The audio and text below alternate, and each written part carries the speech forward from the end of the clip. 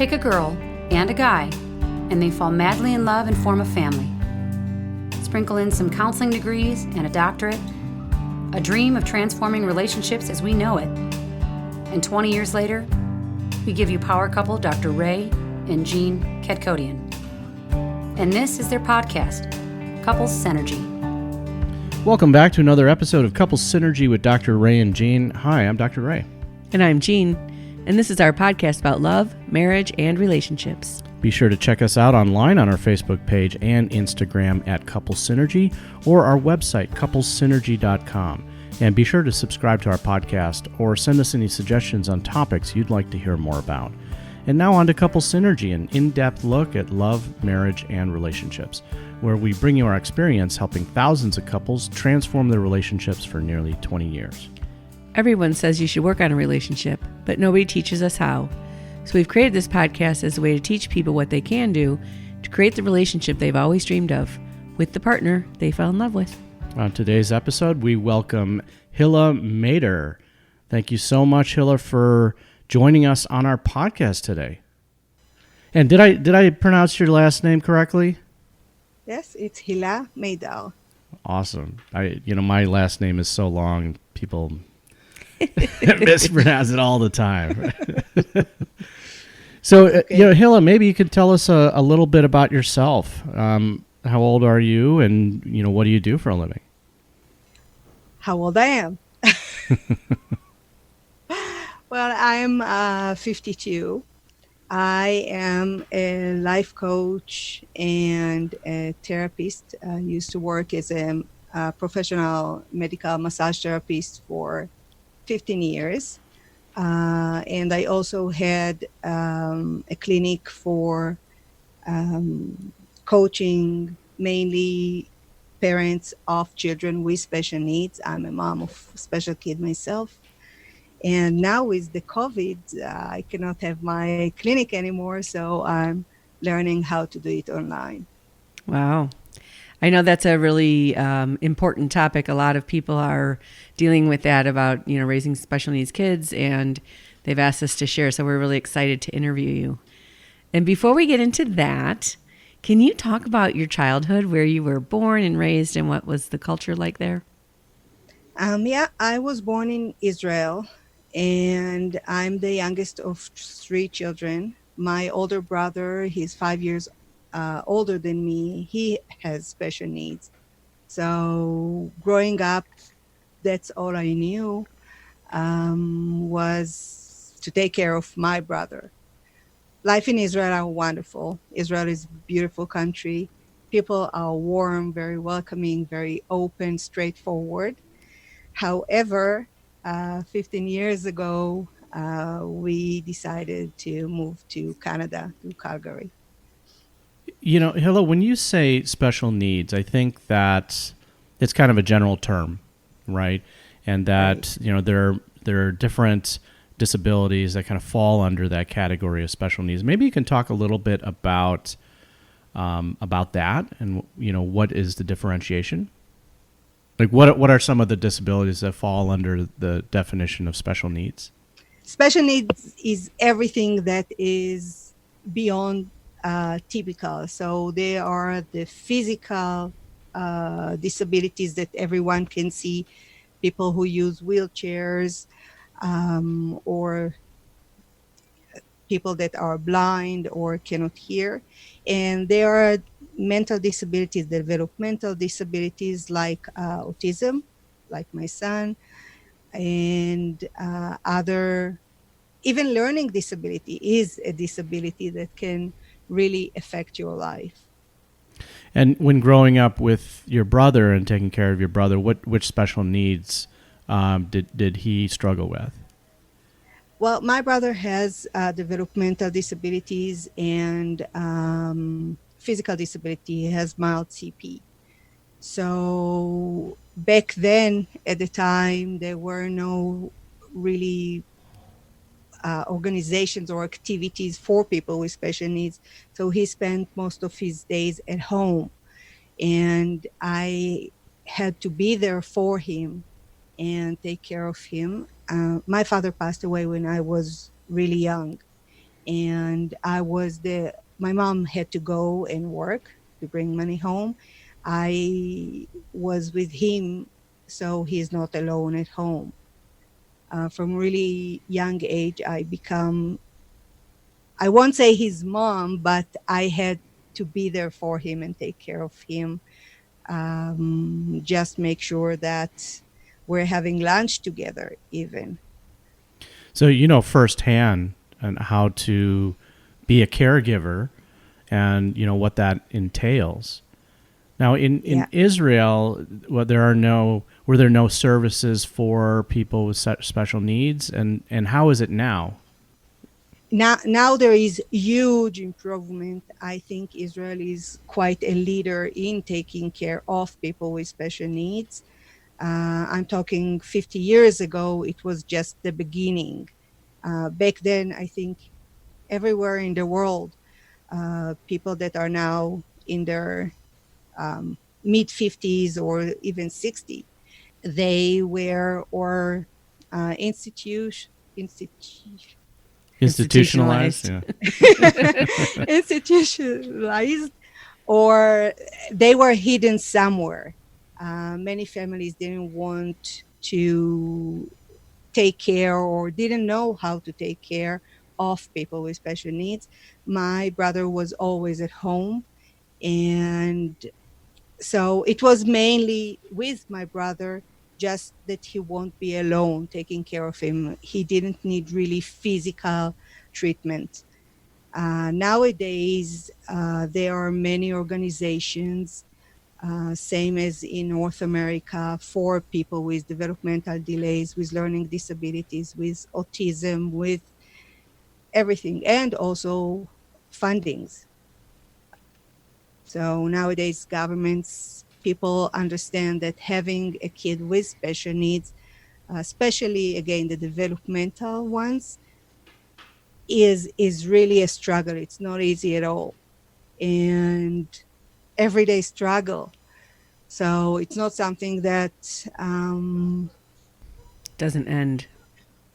yeah, it's never ending story. You know, there's another interesting thing about your life journey is that in your country, everyone has to serve in the military. Right. And here, you don't. So some people do and some people don't. So in the United States, there's like this big divide about what people are like that have been in the military and then the people that haven't. How has that affected the culture over there that everyone has served? I find it very important. I mean, I see that first about myself, I remember that I was waiting to go to the military to serve my country and just to be that mature and responsible person. Now, when my children are in their 20s and I can compare them to their peers in Israel, I see a huge difference in the maturity of that age group. Knowing that you are going to serve your country, to have responsibility for lives of other soldiers that may be only 1 year younger than you, really makes a huge difference. And everyone, or most people, wants to go be in the military. It affects everything later on when you go to find a job. People would ask you, okay, where have you been in the military? What did you do? So So it's a I, bonding thing. mhm, very much. I don't know too many people that know that in Israel it is compulsory to serve, and it is both men and women that have to serve. I was wondering, what was that like then for you to go and serve, and you had to leave taking care of your brother? Well, by the time I went to the army, my brother already, there were already some programs in Israel in place for people with special needs, and my brother was lucky enough to be there. So I went there because I really wanted. I mean, it's not even wanted. I had to. I wanted. It was just part of.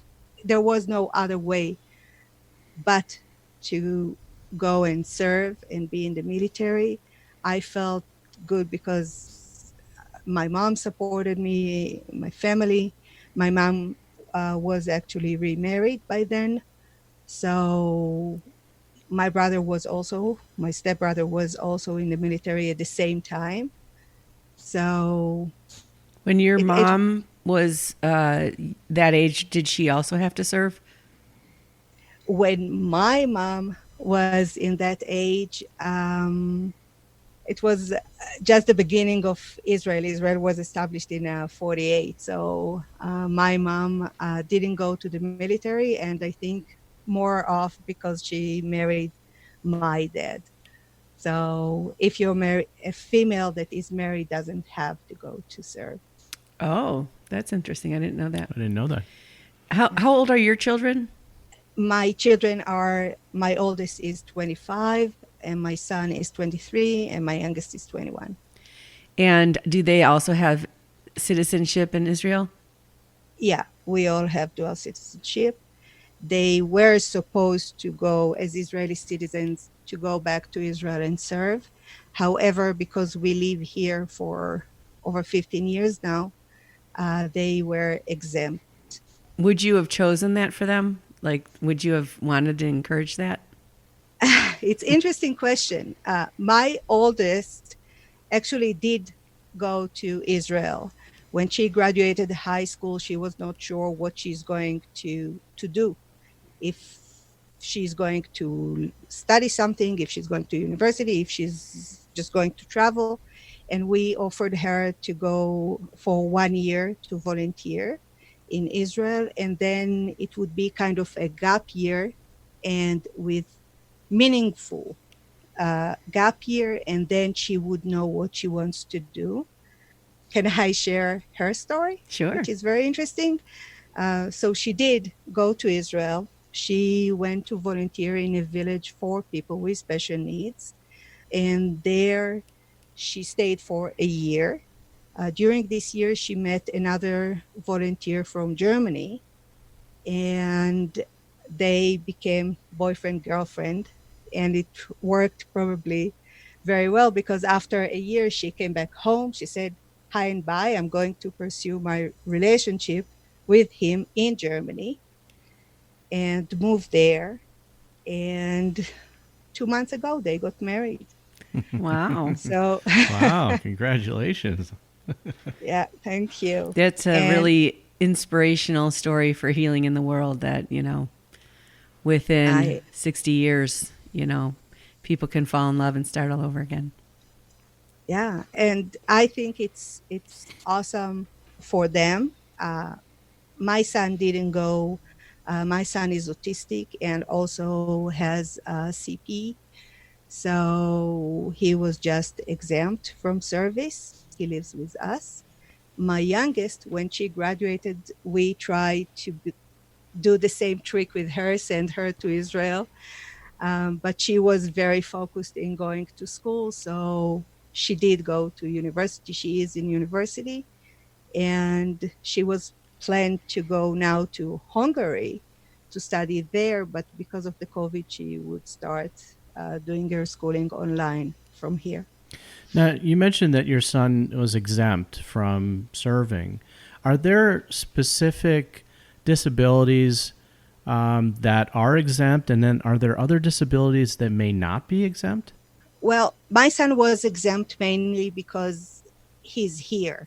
So it was just bureaucracy. But if we were in Israel, everyone in Israel, every youth, when they are about 16, the military starts to call them to try to sort out to see what they can do and how to serve the best in the military. So they are going through psychological assessments, physical, and try to find ways for them to serve the best with their traits. So there are, I don't know exactly what would be the level or from what disability or what type of disability the military won't accept. I can imagine, or I know that there are many disabilities that if previously in the past they were automatically exempt, Now the military would try to have people with wheelchairs or even autistic people serving and utilizing their abilities. For example, someone with wheelchair can still be great computer person or work in the office or do amazing things. My son, he's autistic, but still, I think with computers and paying attention to details, he can be in and knowing two languages as well. He can work in the intelligence department. So people with special needs do serve in the Israeli, in the IDF, and they are doing amazing job. That is really amazing to hear Mhm. that and fascinating. And I imagine, I mean, starting at age 16, they're doing these assessments to be able to find what role, they would be able to fit in. That is really awesome. Yeah, it feels really like inclusive. Like we don't have these lines. Like we have a ton of lines here in the United States. What about? I don't even know the right way to say this. Are Israelis? Are they all the same religions? Are they all the same? Do they look all the same, or do they have different features, or is there any type of class or race kind of stuff there? Israel is a place where mainly Jewish people from all over the world came together. So many are fair colors, blonde hair, blue eyes, like me. If they came from Europe, their ancestors came from Europe. We have many Israelis that are darker tone skins. We have Ethiopian that are darker as well. So in Israel, we have all colors. Religion, most Israelis are Jewish. There are huge Arab population in Israel. They are Muslim, and there are also many that are Christian. The majority of religion in Israel is Jewish people. And no matter what your religion, everyone would still serve. Mainly the Jewish people, the Arab people, not all of them. Okay. So are they sort of considered like guests or not part of the citizenship? Well, these questions are very complicated about who is Israeli, who is Jewish, who is going to the military. I don't know enough even to answer. I do know that there are many Arab and Bedouin that do serve in the military in very important and high ranked positions. And was it a dangerous place to live when you were living there? I think it's less dangerous than it sounds like. I mean, even nowadays, when we hear about terror attacks or things that are happening in Israel, and we are on the edge of our seats here, and then we call our parents, friends, family, they don't even feel it. So when we were there, it felt it's always in the air. You feel that something is going to happen. And when something happens, so we just start to count down till the next time. It's kind of a way of But life. it is the way of life, yeah. Uh, I think it's quite safe place in the big cities in the majority of the country. Now, you met your husband in Israel, and he served as well. How did you meet? We were actually neighbors. We after the service of both of us, my husband is 5 years older than me. We rented each one of us had apartment in a building in this small neighborhood, and there we met. What And was it it about him that you fell in love with? everything. Only later we realized that his brother actually is my classmate. Mm. We went together to the same school. My husband, his name is Ran. Um, he's the most amazing person in the world. He's the total opposite of me. He's very shy, very introvert. he let me do all the talking, and he's just fun loving, caring, smart, amazing guy. What is the ritual or I guess that's a Custom. good custom of getting engaged and getting married? What was your story? Usually, probably it's like anywhere in the world, people are dating and then they decide to get married, and that's what they do. Ran and I actually met, and within 2 weeks, we just got married because we knew. We just knew it was obvious that we're getting married. There was no question there. And I know it sounds odd. I mean, to go and buy a car, it takes more time than 2 weeks, and decide the color of the walls. But with him, it was no brainer. We just knew. How old were you when you guys met? 24. 24, and he was And 5 years older, 29. yeah, he was 29. And within 2 weeks, I think that's the fastest that we've heard, I right? think so. 2 weeks. And how long have you guys Yeah. been together? Almost 30 years now. Wow, that's awesome. So did you guys have kids before you moved to Canada? Yeah, all our kids were born in Israel. Okay. We moved here when they were almost 9, 7, and 5. And it's your son that has special needs, correct? Yes. Tell us about his birth and you finding this out, or maybe you knew when you were pregnant. We didn't know while we were pregnant. The pregnancy was okay. The only thing was that Nadav was born on week 29. He was very premature.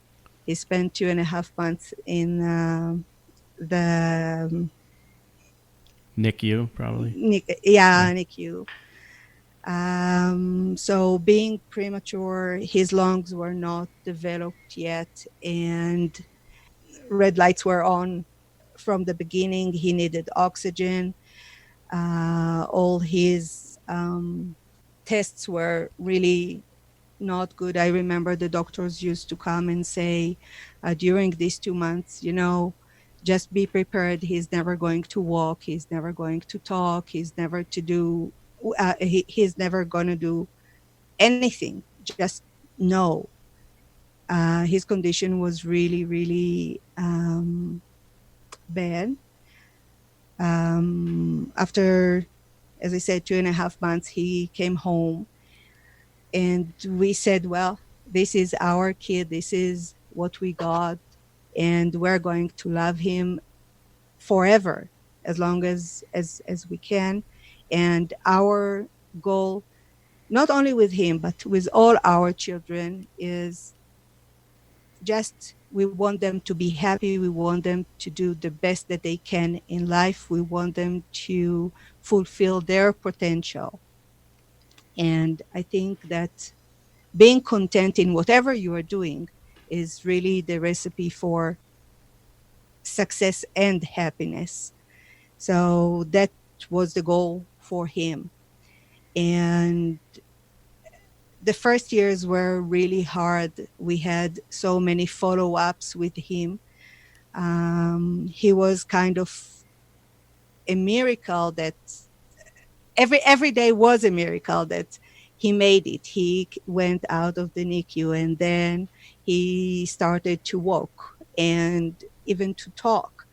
Everything was very, very much in delay. We knew that something is wrong because we could see that, when you have a child, all your friends having the children at about the same time. So we could see that, and I had already one daughter at home. So I could see that this is the age that everyone starts to walk and he is not. Everyone is crawling and he didn't. Everyone is talking, mumbling, he's not. But we just believed in him. We just knew, okay, we are going to follow him. He would lead the way. How did you cope with that in your attitude, your emotions, your self-talk? I think it was easier for me than to my husband. So I I mean, for me, it's okay. I have a brother with special needs. Now I have a child with special needs. So it is what it is. I didn't have I didn't feel sorry for myself, or I didn't have these hard emotions that I hear from now my clients or from other people. For me, it was just natural, and I knew that whatever he has, we are going to be there for him. So it doesn't make it easy, though. There are many things that you need to balance. I had another girl at home. I have him as a baby. When he was even less than 2, I had another girl. So all the time it's the balance between his needs and going to the hospitals and therapists and be there for him, while you have 2 more children. And then you have the friends that would tell, oh, why he's still in a stroller, he's 5, or why does he still have diapers uh, when he is 3.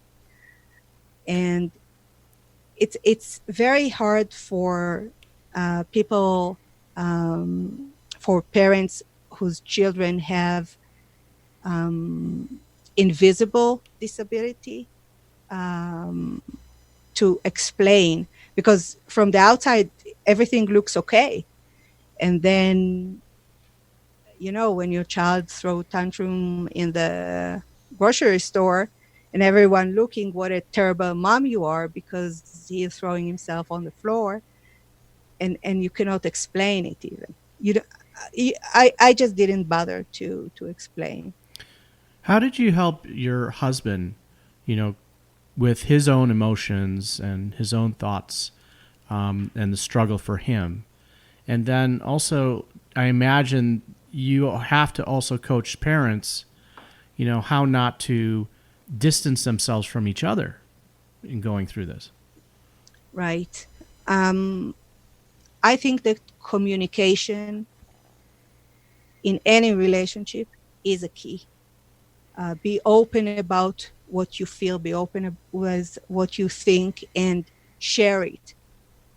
And my husband and I had lots of talking.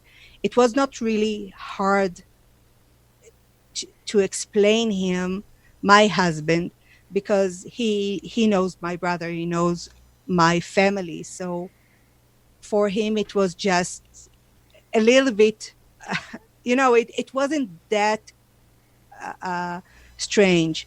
I do see, though, families in my clinic, couples that for them it's the first child in the family that has special needs, and then all their family is Judgmental. staying very judgmental, Hmm. staying away, their friends, and they find themselves alone dealing with a child with special needs.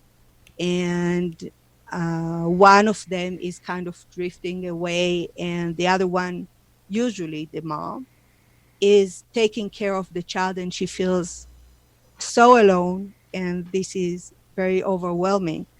So with this mom, what I try to work with her is to find that one person that would be with her and support her, find a support group i- on Facebook even, but people that just understand, that knows what you are going through. Because when you have a child with special needs, usually you think that you are the only person in the world with a child with special needs, and you feel very isolated in most cases.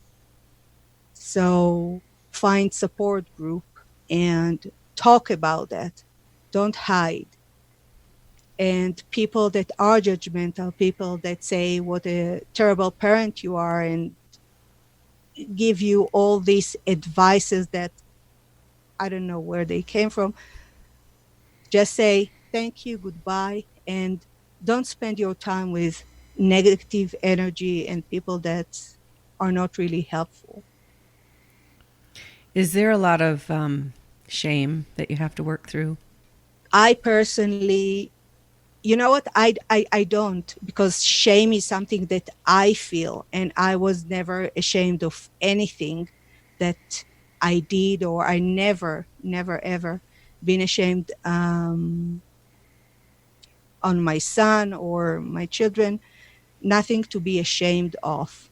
I do understand why you're asking. Many people are. They feeling embarrassed. Their child is not as perfect as they thought. And this is really hard emotions to go through. Again, the way to deal with these feelings is first to acknowledge them. It's okay that you feel that way. Let's see why, and let's try to turn it. Be proud of what you do have. You know, I knew a boy once that he was 13 and he was developmentally about 6 months. So still in diapers, couldn't walk. And he had this amazing smile on his face all the time. And he just looked like he was having the best life. He didn't talk, so I didn't know what was going on inside of him. But can you talk about some of the blessings about having a special needs child? There are many. I think one of the things is never take life, never take anything as granted. I mean, be appreciative and have this gratitude to what you do have, and find the little things that, as you said, this smile, it's everything. And his parents probably did something very good to have their child smiling. So just enjoy these things in life. And I mean, everything is good. Find what your child can do, and learn a lot about yourself. I imagine that it really helps put things in perspective, Very and much. and to be in the moment, to Yes. enjoy the moment. There's one of our neighbors has a special needs kid, and she's probably in her teens, would you say, or you know, and she swings on a swing set all the time. Like at 2 a.m. in the snow. It could be raining. It could be raining. It could be just night at in the middle of the night. But she swings, and you could just see that she is so happy. You feel that joy. You just feel that joy, and just being in the moment and enjoying that experience. And I think what you were saying is don't take life for granted. I would think that a special needs kid would really help you, see that moment by moment. Yeah, I think there are so levels to your question. I think one is, what do you as a parent do for your child to make them as happy as possible? And this is, again, it's true for any child you have, typical or with disability. Just listen to your child, see what their strengths, where their weaknesses, what they love to do, what they don't love, and just lead them in the way to be the best they can. Don't compare them to others. There is always going to be someone that is, I don't know, more pretty and more handsome and stronger and run faster. It doesn't matter. Be the best that you can. So this is for your child. And this is the same that I ask or I want to do for myself. I want to be the best mom, the best parent that I can for my child. I want to lead by example. So, did you have a different feeling about your daughters in terms of their potential and in terms of the expectations you had for them? Or were you able to also just allow them to be who they were and to live their lives the way they were choosing? yeah, I mean, I don't see any difference. For every child that I have is kind of his own person. I don't compare between my children. I don't say to one of them, you have to be like the other one, or like your cousin, or like your friend. Everyone has their abilities, and I encourage every one of them to follow their hearts, because at the end of the day, I believe that I cannot force myself on my children. I cannot tell them, okay, you need to be that and that because it was my dream and I didn't fulfill it. And then I think it's going to ruin their life if this is not what they wanted. So my philosophy in parenting is, from the beginning, every parent know their child. So let them do what they are good at, what they want to do. Listen to them and believe in them that they are going to find their way. There are children that it takes more time for them to find out. There are children that, I mean, my oldest, it took her another year to know what she's going to do. My youngest, since really young age, she knew what she wants to do, and it's fine. And my son also, he knows what he wants to do. He wants to be the the best gamer that he can be um, in Minecraft. So that's what he's doing. And it's awesome because he's so happy. I'm so happy for him. So, Was that a similar philosophy that you were raised with? And did having a special needs brother help your parents to be more accepting? I don't know how things are culturally. I mean, he's the oldest son, right? Wouldn't that have been a big deal? well, my brother is not the oldest. I Okay. have 10-year, I have a sister that is 10 years older than me, and then my brother 5 years, and myself. I think it's very similar, probably now when I think about that. Yeah, because my sister, she is a very talented musician and she's a psychologist. So that's the route that she followed. My brother, he works in over 35 years in the same place. He works in a hospital as the crew that helps around in the hospital. And then myself, I'm also in the therapist world. When did you decide to, go into the career of helping people with special needs or helping parents, of a special needs kid? I think I was always kind of in the treatment or working with people field, although my son birth kind of twisted my career. I started in the legal field, actually. I was working as a mediator in court for many years. And I thought that that's what I would do. I would pursue a career, a legal career somehow. And when my son was born, I said, okay, this is just a sign for me that I'm not in the right place. I need to change and do something with people with special needs. And then I became a teacher. And later on, I became a massage therapist. It was just before we moved here, and I wanted to have something that I can do as a self-employed and stay at home and take care of my son. And then I became a coach and also a human service worker, which is like social worker. So I think his birth was kind of a turning point for me.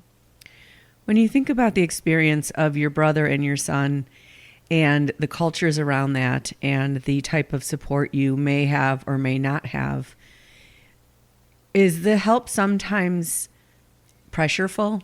Like, we have these goals and you have to meet these targets. And, maybe when there wasn't so much help, like with your brother, he was just more allowed to be. Because I see a lot of parents who have their kids are in OT and their kids are in this therapy and that therapy, and they feel all this pressure to get them to all these things.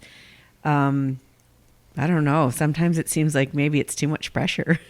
Pressure, there is always pressure from society about anything that we do, because people around us have opinion, and they would tell you what you do and what you wear and how to raise your children, and everyone would tell you something, especially in Israel, by the way.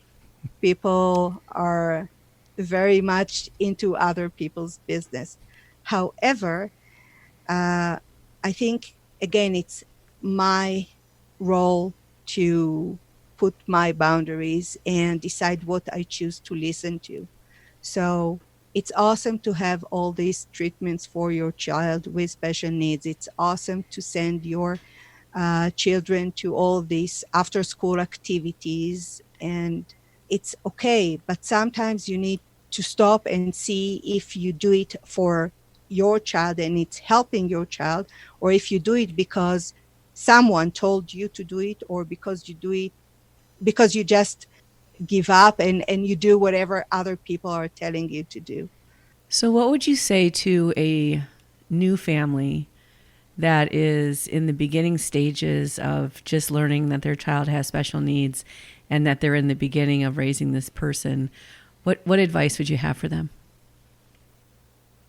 First, I would say, welcome to the family.